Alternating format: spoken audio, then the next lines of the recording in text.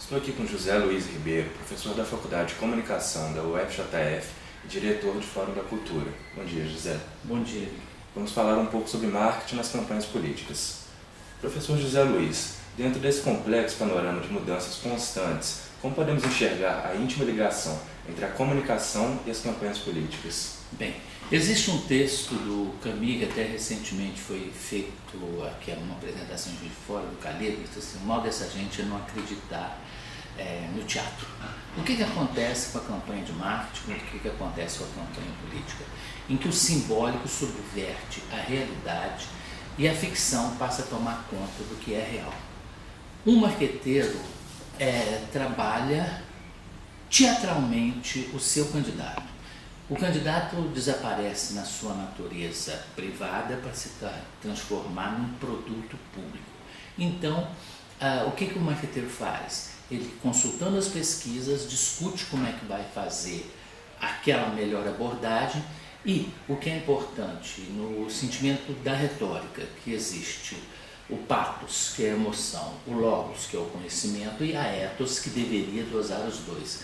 A função do marqueteiro é sempre o pathos. Quanto mais exacerbada for o discurso do candidato, dependendo do local que ele vai atingir, melhor será o seu procedimento retórico. Podemos afirmar que as campanhas políticas sofreram alterações ao longo dos anos. Qual papel o senhor atribuiria à comunicação de massas nesse processo? Houve uma evolução.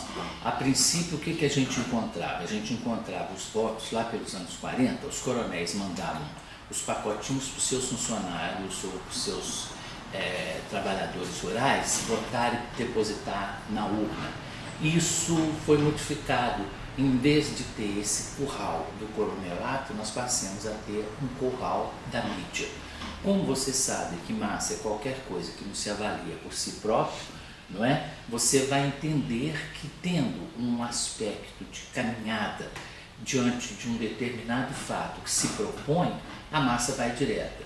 Eu acho que o grande exemplo que nós tivemos agora é a eleição. Está aflorando agora uma grande discussão do CPMF e está aflorando agora uma grande discussão da educação, da posição do Brasil no ranking educacional, que é uma coisa absolutamente importante. E o que você viu? Você não viu isso ser discutido na campanha, porque não interessava aos marqueteiros tocar nesse assunto que não era bom nem para um nem para outro. É um retrato dos tempos dos marqueteiros passarem a ter tamanha importância nas campanhas dos candidatos?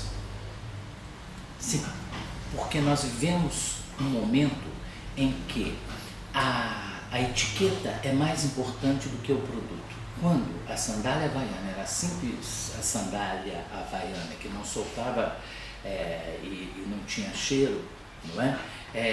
Ela tinha um preço. A partir do momento que ela passou a ter desenhos, ter uma campanha de marketing e tudo, a sandália havaiana ela passou a ter um bem a pensar e o preço dela foi multiplicado. E isso está acontecendo com os candidatos, que muitas vezes não se mostram.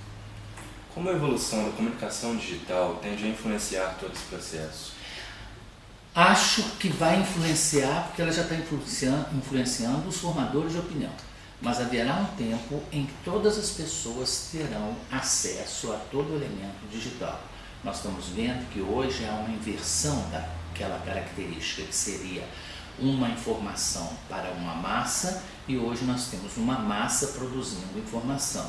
Nós já temos isso, o Twitter, e com isso a simplificação da reflexão do processo cívico, quer dizer, nada além de 144 caracteres, 140 caracteres, a geração de hoje, nada além de 3 minutos. Exatamente, falando sobre o Twitter, a Dilma Rousseff, o José Serra, a Marina Silva e o Plínio de Arruda são exemplos recentes dos candidatos que utilizaram o Twitter como forma de ligação com o eleitor. Como o senhor enxerga a qualidade dessa forma de comunicação quando utilizada com essa finalidade?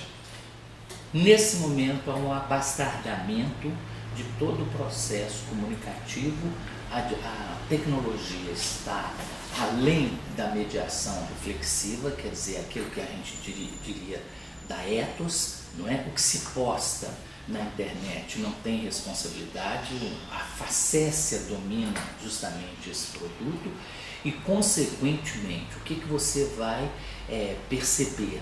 A piada vale mais do que a realidade. O estereótipo vai conduzindo a piada.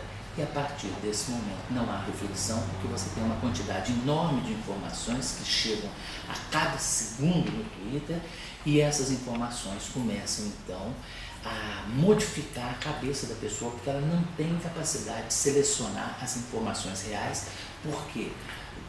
Pensando em termos de Brasil, em termos de universidade brasileira, a cada vez mais perde-se um conteúdo de um conhecimento mais profundo que possa juntar essas faces fragmentadas e fazer com que ela se transforme num elemento de cidadania.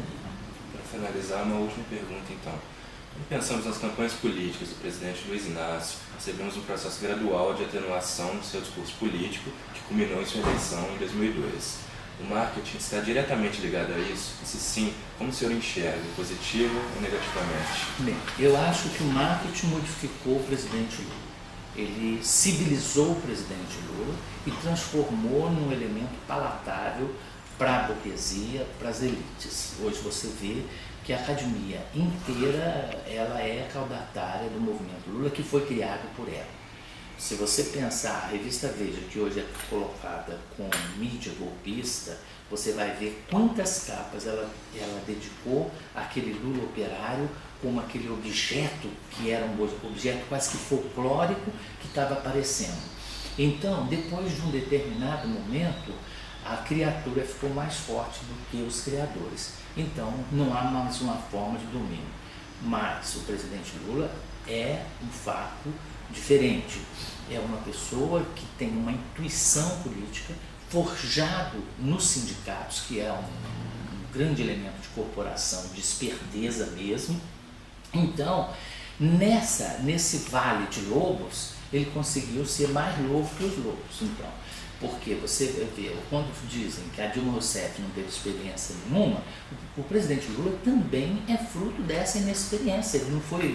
Ele foi deputado e não foi mais nada. E o resto, ele é um ótimo palanqueiro, um grande exemplo disso. O que nós temos de resposta? Ele é um homem do rádio. Esse homem do rádio, se você pensar que o rádio, as palavras voam, os escritos ficam, então esse discurso oratório que muda o sabor do vento, ele é capaz de atingir as pessoas. Você vê um retrato do Brasil, das eleições, é que quando você tem o elemento mais radiofônico, mais oral, que é o Nordeste, que é do cantador, desses elementos, ele vai fluir.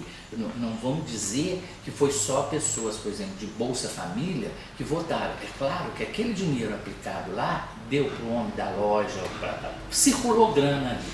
E as pessoas votaram com o bolso, né? E o que acontece? No momento que eles cortaram o cabelo, cerraram os dentes e transformaram o Lula num produto, eles conseguiram projetar uma figura. Agora, no fundo dele existe ainda aquele sindicalista raivoso que você viu agora, por exemplo, em que ele, achando que o primeiro turno já estava resolvido, ele vai lá um caçador de desafetos. Ele vai para executar o Arthur Virgílio, Marco Maciel e todos os outros que foram. E você nota que agora começa a se falar no CPMF, não é o governo, mas é simplesmente os governadores da base que começam a falar. Então, o que se pode fazer? A não ser compor uma marchinha carnavalesca nos velhos tempos. Bom, José Luiz, muito obrigado pelo seu tempo e pela entrevista. Obrigado.